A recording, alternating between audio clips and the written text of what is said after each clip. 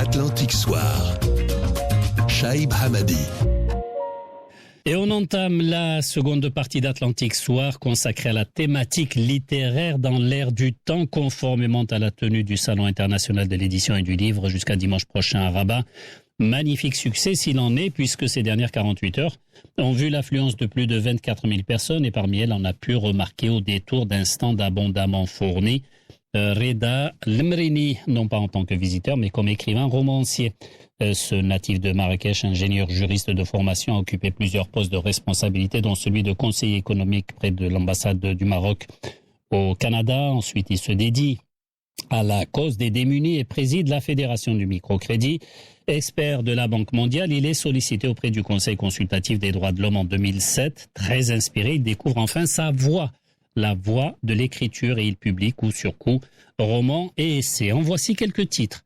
Le Maroc de nos enfants, Les puissants de Casablanca, puis Les rapaces de Casablanca, Le temps des impunis, Y a-t-il un avenir au Maroc, me demanda Yasmina, L'université marocaine autrement, Les chevaliers de l'infortune, Le monde n'est pas facile à croquer dans une chronique, et enfin, sa dernière et ultime œuvre est celle-ci, Tant que je peux te dire je t'aime, publiée aux éditions Afrique-Orient.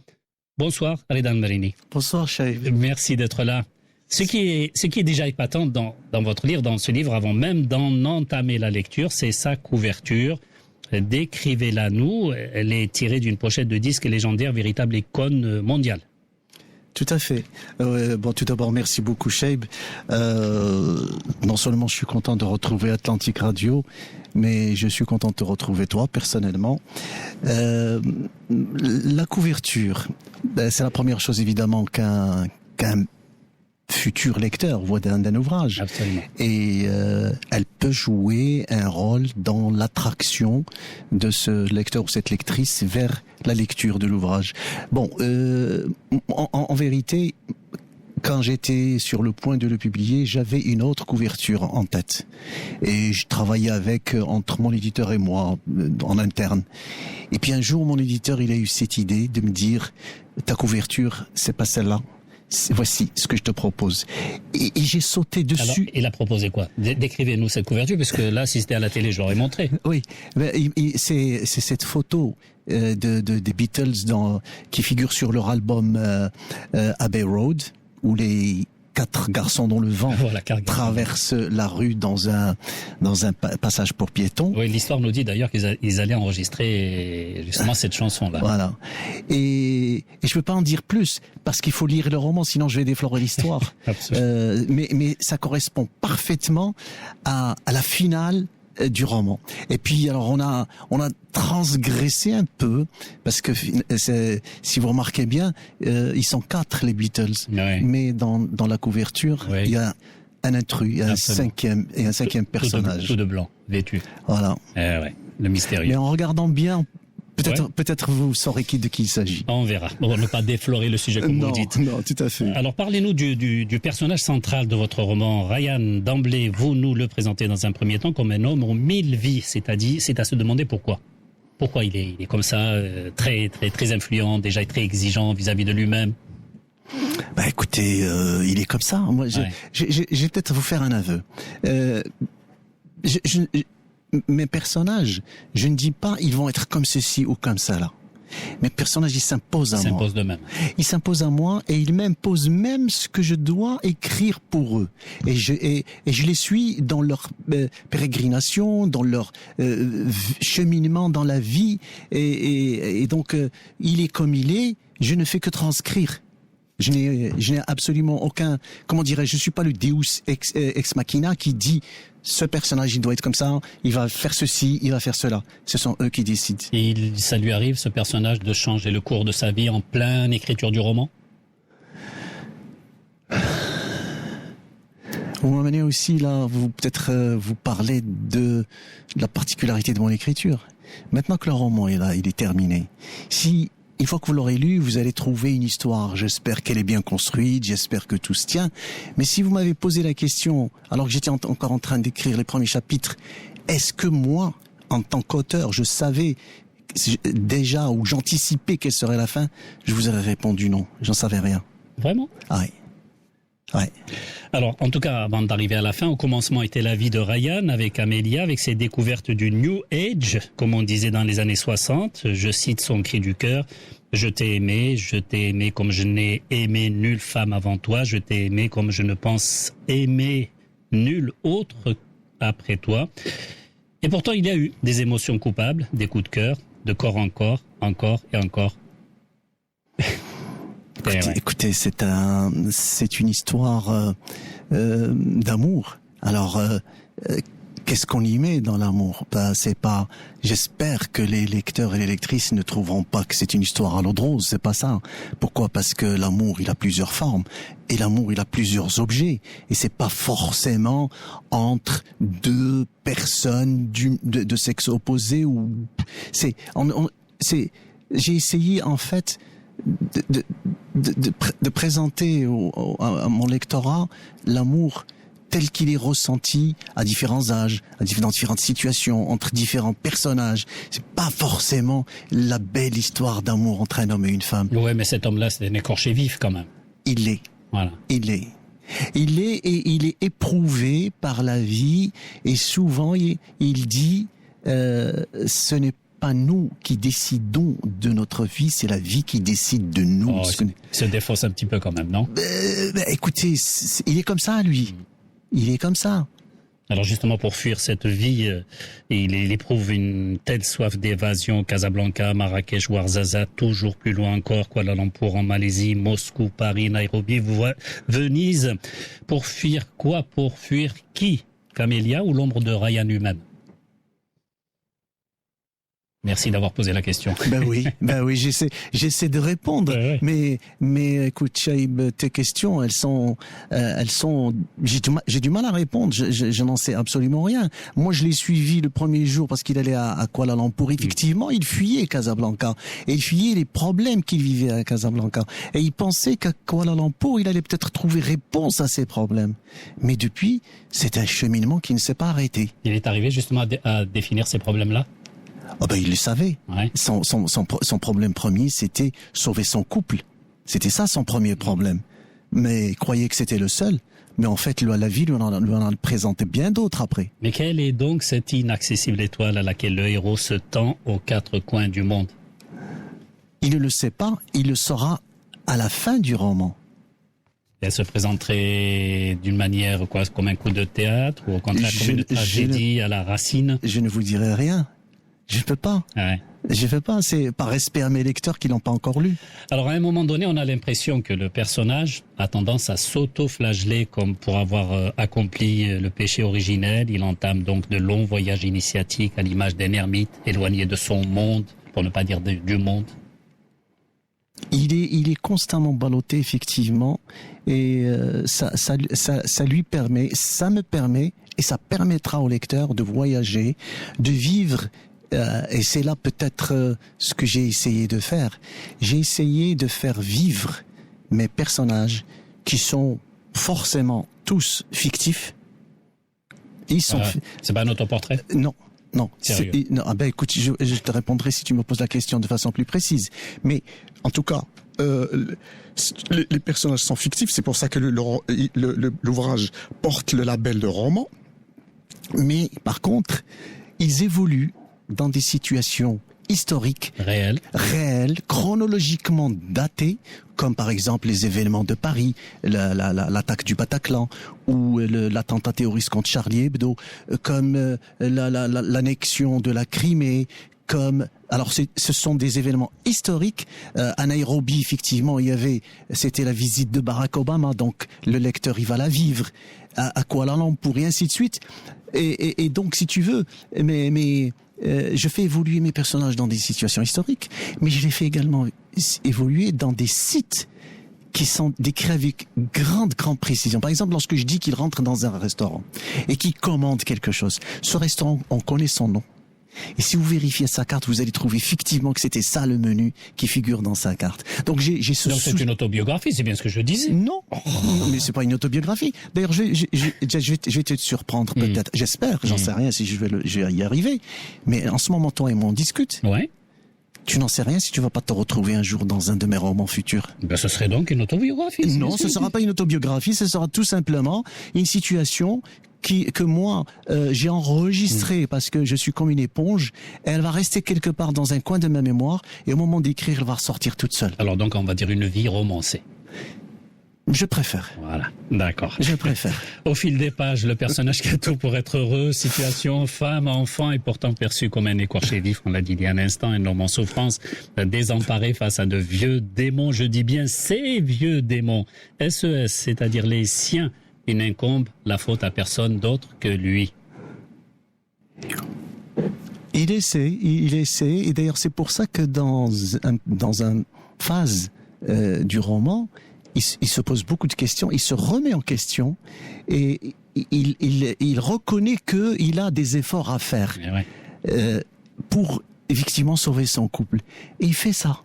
Mais vous savez, nous avons tous nos faiblesses, nos contradictions. Est-ce qu'il a fait exactement ce qu'il fallait faire jusqu'au bout, ou est-ce il s'est arrêté à un moment donné parce que c'était le maximum de ce qu'il pouvait faire? Ce qui ne veut pas dire que le maximum réel, il l'a atteint. Ça veut dire simplement le maximum de ça, ce qu'il est capable lui d'accepter et de donner et de. Je sais pas. À un moment donné, effectivement, il arrive ce qu'il arrive parce que ça le dépasse. Et c'est pour ça qu'on a l'impression que le lecteur a cette image-là assez diffuse d'un cri du cœur à peine étouffé vers l'amour de toute une vie, puis les choses de la vie, les tentatives de survie après le paradis perdu. Oula. Écoute, je vais être franc avec toi. Moi, le roman, il m'étonne, ce roman. Ouais. Pourquoi il m'étonne? Parce que les réactions... Déjà parce qu'il est très inspiré. Les réactions que j'entends, dont les tiennes maintenant, je ne m'y attendais pas. Je m'y attendais pas. Il faut pas croire que l'auteur il a réponse à tout. C'est pas vrai. Alors moi je suis étonné de voir la réaction. Ça veut dire quoi? Ça veut dire que les gens se sont appropriés le texte et ils ont maintenant leur propre vision des personnages et leur propre évaluation des situations et donc effectivement leur jugement sur les personnages, comment ils évoluent, comment ils interagissent. Et moi, je ne suis qu'un spectateur dans ce cas-là. Je ne peux rien dire. Je ne suis pas en situation de défendre aucun de mes personnages, de le justifier. Ce sont à mes personnages de se débrouiller. D'ailleurs, ils ne m'appartiennent même plus. Le Ryan dont nous parlons maintenant tous les deux, toi et moi, il y a mon Ryan à moi, que j'ai décrit, mais il y a le Ryan que tu vois, toi, et qui n'est pas celui que moi j'ai décrit. Ah bon, à ce point? Ah ben forcément. Oui. Forcément. Il y a ton imagination. Tu le vois à ta manière, tu l'habilles à ta manière, tu le fais circuler à ta manière. Mais c'est voulu ça de la part de l'auteur, non? Non, c'est pas voulu. Ça, c'est la magie de l'écriture. Ouais. C'est la magie de l'écriture. L'écriture, en fait, elle donne juste comment dirais-je, le socle sur lequel va reposer l'imagination du lecteur pour que les personnages vivent une autre vie que celle que le lecteur a imaginée ou a anticipée. Alors écrire justement pour vous, c'est quoi? C'est une thérapie, une nécessité pour ne pas sombrer? Pour moi, c'est une nécessité. Ouais. Comme la lecture, les deux elles vont ensemble. Et pour vous dire à quel point la lecture elle a été importante dans ma vie, c'est que ce roman-là, qui est venu bien après tout ce que j'ai écrit, il y a 8 ans de différence, ou plus que ça, mais en tout cas lui il m'a demandé 8 ans d'écriture. Entre-temps, moi je lisais des auteurs et j'ai été influencé par mes lectures. Et donc ce que j'ai écrit, parce que j'ai aimé certains lecteurs, j'ai aimé leur façon de présenter les histoires, j'ai aimé comment ils montaient leur scénario, tout ça, j'ai adoré et c'est ce que j'ai voulu faire. J'espère y être arrivé. Il y a rien qui me rend plus joyeux que lorsque un lecteur ou une lectrice me dise « Ah, votre roman, je l'ai pas lâché depuis la première ligne jusqu'à la dernière. » Ça, c'est merveilleux. Tant mieux. Selon vous, quoi de plus simple que les mots pour soigner les mots MAUX? Je viens de lire dernièrement, je crois que c'est Guy de Maupassant, que parler, c'est pas que ça s'envole. C'est que lorsqu'on parle, finalement, on fait attention, bien sûr, on essaie de faire attention à ce qu'on dit, mais pas autant que pas la même attention que lorsqu'on écrit. Lorsqu'on écrit, il y a une attention, une concentration incroyable, parce que ce qui va sortir de votre plume, vous ne pouvez plus le retirer. Il est là, et pour la vie. Donc faites très très très attention. Alors les mots, c'est quoi? Ça serait l'esprit et la parole, la mémoire, ou je sais pas, ou vice versa? Pardon? Alors les mots, oui. Quand c'est écrit, oui. C'est l'esprit. Et oui. Quand c'est dit, c'est quoi? C'est la mémoire? Ou vice versa? Ouais. Tu me coinces. Là, tu me coinces parce que non, c'est très philosophique. Ouais. C'est vrai.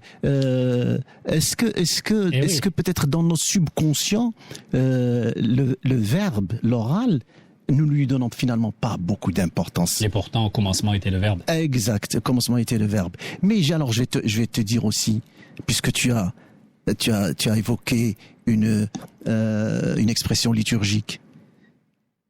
Tu ne trouves pas que c'est vrai que c'est à toi de poser les questions, mais je peux me permettre d'en poser. On va faire une exception. Mais tu ne trouves pas que c'est extraordinaire que, et là, dans le respect le plus total des convictions des uns et des autres, là on n'est pas en train de parler religion, chacun est libre de penser ce qu'il veut, mais dans les religions que nous connaissons, que nous y adhérions ou pas, le problème n'est pas là. Mais on parle de religion. Enfin, celle la plus importante, celle qu'on connaît le plus, les monothéistes, elles ont toutes un livre. Tiens donc, le Créateur a besoin d'écrire lui aussi? Ben oui. Le commencement était le verbe, on revient là-dessus. Reda Lemrini, écrivain romancier, invité d'Atlantique Soir dans le sillage du Salon international de l'édition et du livre. L'actualité du jour revient dans quelques secondes maintenant avec Zénab Alaoui et tout de suite donc le journal de 18h30 et on se retrouve ensuite. Atlantique Soir, Shaib Hamadi. Atlantique Soir, suite et fin de notre rendez-vous sur une touche littéraire comme nous le faisons désormais chaque jour à l'heure du 27e salon me semble-t-il, voilà, 27e salon international de l'édition et du livre en ce moment à Rabat. Une destination culturelle à ne surtout pas rater.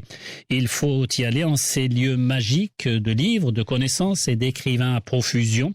Vous aurez certainement l'occasion de rencontrer Reda Lemrini, à qui l'on doit l'ouvrage Tant que je peux te dire je t'aime, publié aux éditions Afrique-Orient. Au commencement était le verbe, disions-nous, il y a un instant. Qu'est-ce qui précède, Reda Lemrini, qu'est-ce qui précède le livre, le titre ou le contenu, l'écriture, l'histoire? Oh, quelle question. C'est vrai que pour tous les ouvrages que j'ai écrits, que vous avez cités tout à l'heure, ils sont au nombre de 8 à peu près, j'écrivais d'abord le texte de l'ouvrage. Sans vous soucier du titre? Je me souciais pas du titre. Et à la fin, souvent on me le trouvait, ou alors je le trouvais, et puis bon, en tout cas, il venait après. Et curieusement, pour cet ouvrage-là, justement, le titre est important dans un ouvrage. Ça fait, comme on a dit tout à l'heure, la couverture. Absolument, c'est une invitation. C'est une invitation, mais le titre aussi, ça peut être une invitation. On est là dans une librairie, on connaît pas l'ouvrage. Qu'est-ce qui nous attire? Ce que nous voyons. Qu'est-ce que nous voyons? La couverture, et nous lisons le titre. Donc, mais le titre, non seulement il est supposé attirer, mais il est également supposé comment dirais-je, réunir la quintessence du contenu de ce qu'il y a dans l'ouvrage. C'est pour ça qu'avant, j'écrivais, et puis j'essayais à ce moment-là de trouver ces quelques mots qui allaient refléter ce que j'ai écrit. C'est curieusement pour ce roman, le titre s'est imposé de lui-même. J'étais pratiquement au 2e chapitre, au 3e chapitre, et il s'est imposé. Comme ça. J'ai presque tendance à dire que il a conditionné l'évolution de l'histoire que je ne connaissais pas, comme je t'ai dit tout à l'heure, je savais pas comment ça allait se terminer, mais tant que je peux te dire je t'aime, c'est quelque chose qui m'a orienté, qui m'a guidé, qui a guidé mes personnages. C'est le cri du cœur. Peut-être. Peut-être, sûrement même. Sûrement même.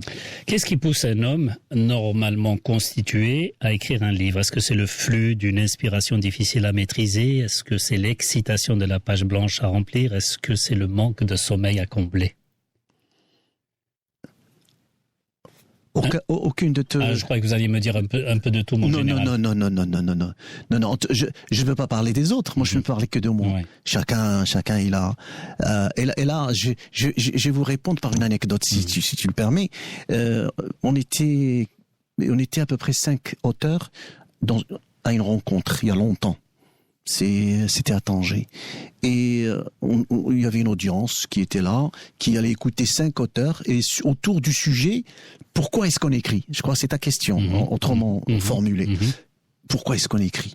Bon, le hasard de la distribution de la parole a fait que moi j'étais le dernier à prendre la parole, et donc j'ai écouté mes prédécesseurs, mes collègues, dire un peu qu'est-ce qui les motive, qu'est-ce qui les incite, comment pour écrire. Et quand j'ai eu la parole, je suis pas timide, c'est pas ça, mais j'aime pas trop parler de moi. Je trouve que notre vie n'intéresse pas les autres, c'est pas ça qui est important. Et du coup, devant une assistance qui était là, qui attendait que je leur dise pourquoi est-ce que j'écris, j'aurais dit vous permettez, je vous propose qu'on parle pourquoi est-ce qu'on n'écrit pas. J'ai complètement inversé l'équation. Parce que je leur ai dit, je pars du postulat, que tout un chacun a quelque chose à dire. Tout un chacun a quelque chose à dire. Sauf qu'il y a quelques-uns qui s'organisent et l'écrivent. Mais grande majorité qui s'imaginent que écrire, il faut avoir un talent d'écrivain, il faut avoir quand même un petit peu, non? Non, pas du tout. Je suis pas d'accord du tout. Moi, je pars de ce postulat. Tout un chacun a quelque chose à dire. Tout un chacun peut écrire. Bien sûr, il n'écrira pas un chef-d'œuvre du premier coup. Il y a du travail, c'est vrai. Il y a de la peine. C'est un ouvrage. D'ailleurs, on l'appelle un ouvrage. Il faut travailler, il faut trimer. Ça vient pas tout seul. Il y a pas de talent. Il y a pas d'écriture qui descend comme ça du ciel. Les lignes que vous êtes en train de lire dans mon roman, c'est pas les premières que j'ai écrites. Celles que j'ai écrites, elles sont parties. Pourquoi? Parce que je les travaille, je les retravaille, j'enlève, je charde. Donc, mais nous avons tous cette capacité d'écrire, sauf qu'il y en a qui s'organisent. Il y en a qui s'organisent, ils ont leurs contraintes, leurs difficultés. Enfin bref, de quoi justifier qu'ils n'écrivent pas. Mais moi, je pense que chacun peut écrire. Qu'est-ce qui fait un bon écrivain? Ceux qui l'écrivent ou ceux qui le lisent?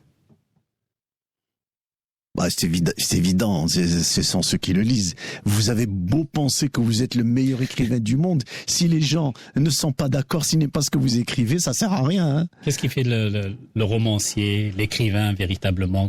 Voilà, quelle est cette flamme qui pourrait un jour, pourquoi pas, je sais pas moi, au niveau peut-être du roman à grande échelle, au niveau de la production, qu'est-ce qui ferait ce romancier qu'est-ce qui ferait la différence de ce romancier par rapport aux autres? Quel est le déclic? Le style, l'histoire, la personnalité. Moi, je pense que parce qu'en général, quand on parle de romancier, on parle toujours du style quelque part. On dit la patte de. Ah ben oui. En fait, c'est pas le style, c'est pas la façon d'écrire, c'est ce que vous suscitez chez le lecteur. Peu importe, chacun il écrit à sa manière. Si par votre écriture vous arrivez à stimuler l'imagination du lecteur, qu'il a envie de voyager avec vous, que ce que vous lui proposez, ça l'accroche, que lorsqu'il arrive à la fin du chapitre, il a qu'une hâte, c'est de tout de suite lire le suivant. Vous êtes un bon romancier. Le style fait l'homme, donc... Non, c'est un ensemble. C'est pas que le style. Il y a le style, il y a l'histoire, il y a les rebondissements, il y a l'imagination. J'ai lu Et si on a l'histoire, les rebondissements et qu'on n'a pas de style pour raconter ça. Le style, ça peut venir après. Ouais. C'est du travail. Le style, ça vient. C'est pas un problème. Et puis, il y a autre chose qui peut aider beaucoup. Il faut lire les autres. Oui. Faut lire les autres. Sans pour autant les copier. Ah bah écoutez, si vous faites du plagiat, Non, je veux dire dans le style. Vous pouvez, pourquoi pas. Ouais. Mais de toute façon, vous ne ressortirez jamais ce qu'ils ont écrit. Mais ça va vous influencer. Moi, je peux vous dire que j'ai été très influencé par certains auteurs. Lequel, par exemple? Musso. Ah oui.